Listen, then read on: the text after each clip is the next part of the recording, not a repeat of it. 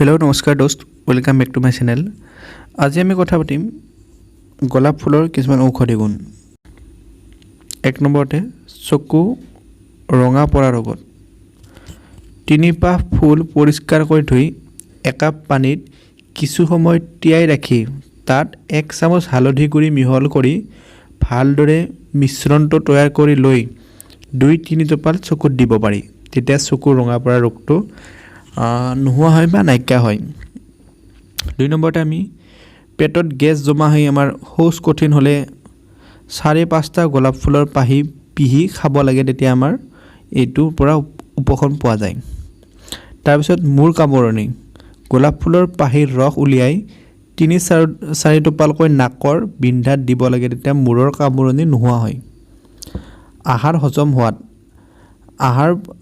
আহাৰ খোৱাৰ পিছত ফুলৰ পাহি 4-5টা খালে আহাৰবিলাক হজম হয়, দূষিত পদাৰ্থবোৰ বাহিৰ হৈ যায়। বা প্ৰস্ৰাৱৰ যিকোনো ৰোগত গোলাপ ফুলৰ পাহি খাব পাৰে আপোনালোকে, তেতিয়া নিশ্চয় সুফল পাব। এইখিনি কৰি চাব, যদি সুফল পায় কমেণ্ট কৰি জনাব। গোলাপ ফুলৰ পৰা আমাৰ বহুত ধৰণৰ বেমাৰৰ ৰোগ বীজাণু নিৰাময় কৰিব পাৰোঁ।